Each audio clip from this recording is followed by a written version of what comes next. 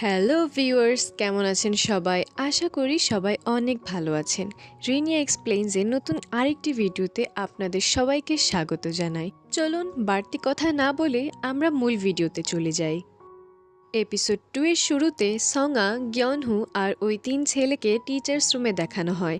সঙা gents টয়লেটে পানি দিয়ে যে কাণ্ডটা করেছিল এই কারণে তাদের সবাইকে এখন পানিশমেন্ট দেওয়া হবে এবং পানিশমেন্ট স্বরূপ তাদেরকে 1 সপ্তাহ ক্লিনিং ডিউটি করতে হবে। এতে করে সবাই অনেক আপসেট হয়ে পড়ে।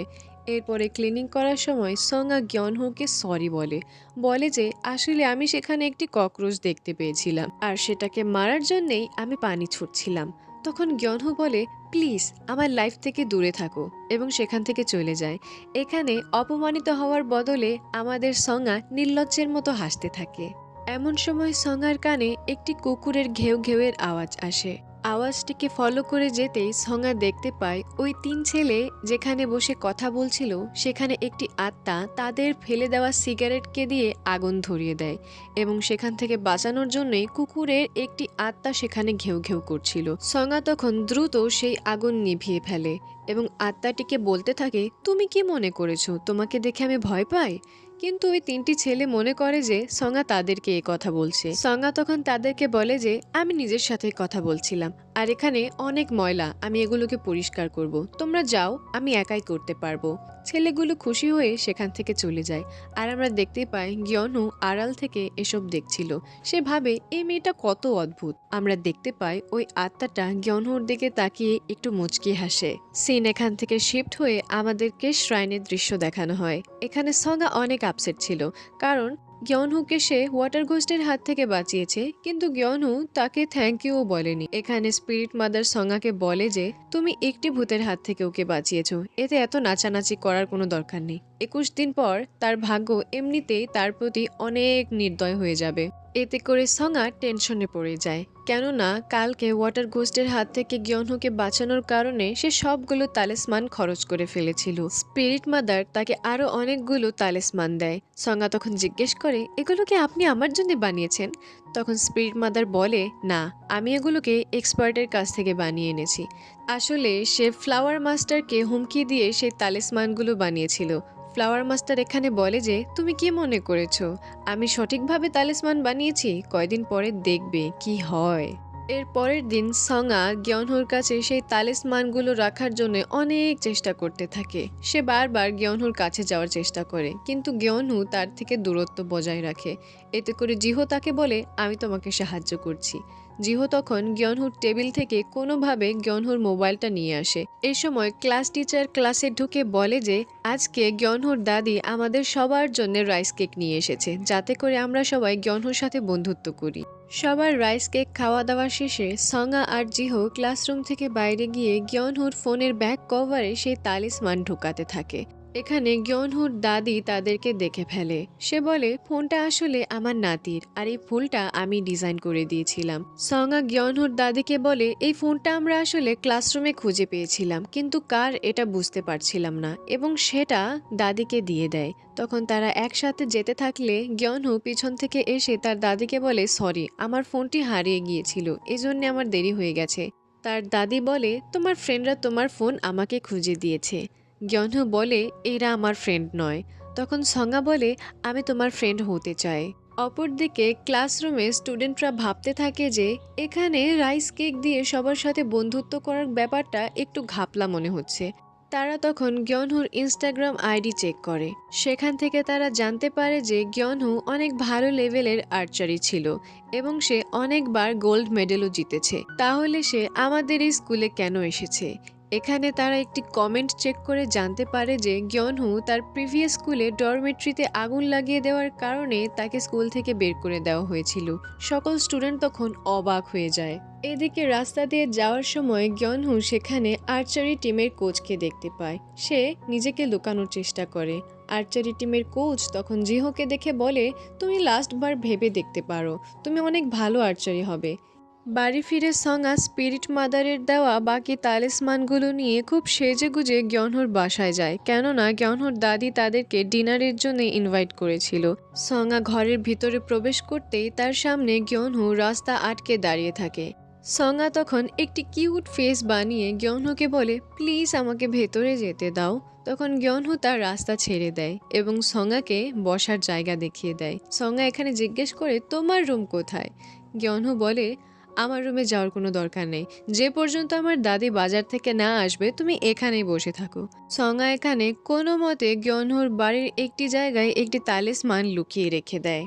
অপরদিকে জিহো ও গ্যনহুর দাদি দোকানে মিট কেনার জন্য যায়। এখানে জিহো লক্ষ্য করে দাদির কাছে টাকা একটু কম ছিল, সেজন্য সে কৌশলে বলে যে, দাদি আমি না মাংস খাই না, চলুন আমরা এখান থেকে চলে যাই।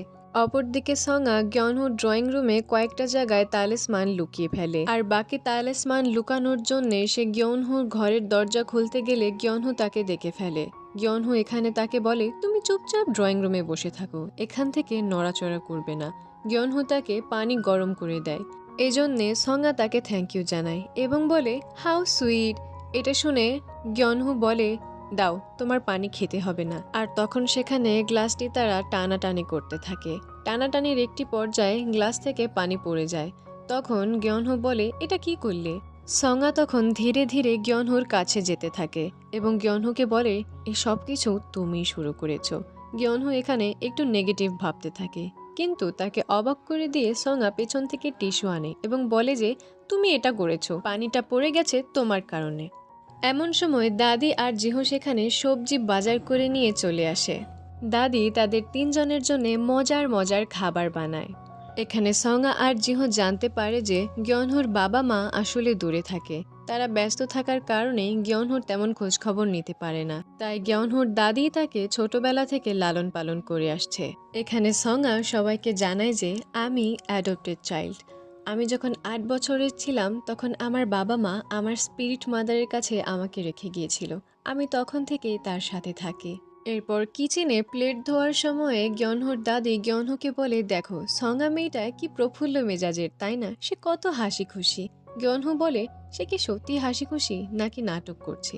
এদিকে জিহো সঙ্গাকে গ্যনহুর রুমের ভেতরে নিয়ে তাকে জিজ্ঞেস করে, তুমি আমাকে আগে তো কখনো বলনি যে তুমি অ্যাডপ্টেড চাইল্ড, এবং তুমি যে অ্যাডপ্টেড চাইল্ড এটা তো সচরাচর মানুষ কাউকে বলে না। সঙ্গা বলে, যেটা সত্যি সেটা সবাইকে বলে দেওয়া উচিত, তাহলে মানুষ এটাকে নর্মালি নেয়। এখানে সঙ্গা লক্ষ্য করে যে কথা বলার ধান্দায় তারা গ্যনহুর রুমে ঢুকে পড়েছে। সঙ্গা খুব খুশি হয়ে যায়। গ্যনহুর রুমে তালিসমানটি কোথায় লুকোবে সেটা খুঁজতে থাকে। তখন জিহো বলে, দাও আমি তোমাকে হেল্প করছি। ওপর থেকে একটি বাস্কেট তারা নামাতে গিয়ে ফেলে দেয়। দরজার ওপাশ থেকে লুকিয়ে লুকিয়ে তাদের কথা শুনতে থাকা গ্যনহু তখন রুমে ঢুকে দেখে তারা বাস্কেট ফেলে দিয়েছে এবং সবকিছু এলোমেলো হয়ে পড়েছে। বাক্সটির ভেতরে গ্যনহুর আর্চারির সমস্ত ইনফরমেশন এবং ফটোগ্রাফস ছিল এবং সেখানে গোল্ড মেডেলগুলোও ছিল। জিহো এখানে বলে, ওয়াও, তুমি আর্চারি করতে, তুমি তো গোল্ড মেডেলিস্টও ছিলে। তখন গ্যনহু বলে, অন্য কারো জিনিস এভাবে দেখতে হয় না, তোমাদের কোনো ম্যানার্স নেই? গ্যনহু সঙ্গার হাতের দিকে লক্ষ্য করলে লাল লাল কিছু দেখতে পায়। সে মনে করে সঙ্গা হয়তোবা তার হাতে ব্যথা পেয়েছে, এজন্য সে সঙ্গার কাছে যেতেই সঙ্গা বলে, না আমি একদম ঠিক আছি। জিহো বলে, আমি ব্যথা পেয়েছি, আঘাতটা আমার হৃদয়ে লেগেছে। এভাবে সে গ্যনহুকে অন্যমনস্ক করতে থাকে। এই সুযোগে সঙ্গা তালিসমানটি ঘরের ভেতর একটি জায়গায় লুকিয়ে ফেলে। তখন এখানে তার কাছে গ্র্যান্ড আন্টির ফোন আসে। সে বলে, তুমি তাড়াতাড়ি এসো, ক্লায়েন্টরা তোমার অপেক্ষা করছে।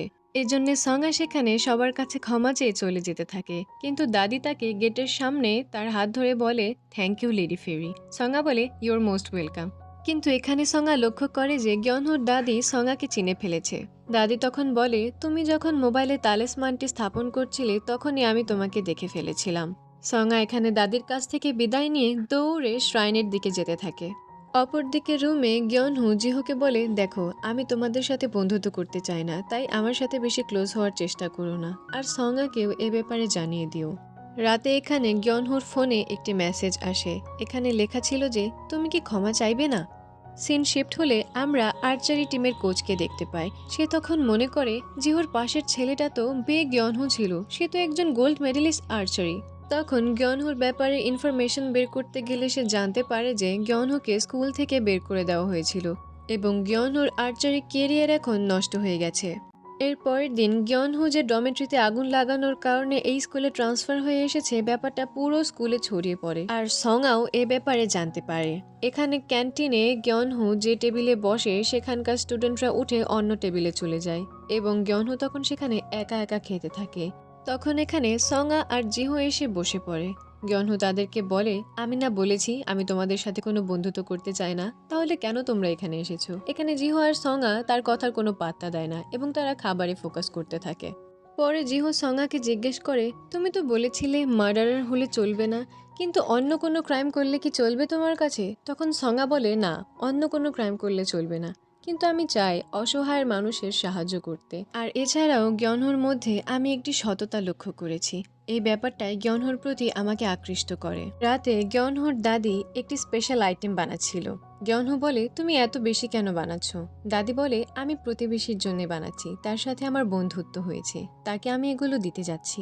গিয়নহো বলে, আমিও তোমার সাথে যাব?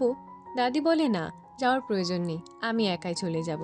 এখানে গিয়নহোর একটু সন্দেহ হয়। সে তার দাদির পিছু করতে থাকে এবং পিছু করতে করতে জানতে পারে যে তার দাদি আসলে সে খাবারগুলো শ্রাইনে নিয়ে যাচ্ছিল এবং সেটা লেডি ফেরিকে দিচ্ছিল। এখানে গিয়নহোর সন্দেহ হয় যে লেডি ফেরি তার দাদিকে লুট করার চেষ্টা করছে এবং তাকে ইনফ্লুয়েন্স করে তার কাছ থেকে টাকা হাতানোর চেষ্টা করছে। গিয়নহো এখানে শ্রাইনে অনেক তামাশা করে সঙাকে অপমান করে সেখান থেকে চলে যায়, কিন্তু এখানে সঙা অপমানিত বোধ না হয়ে একটি বিষয় লক্ষ্য করে।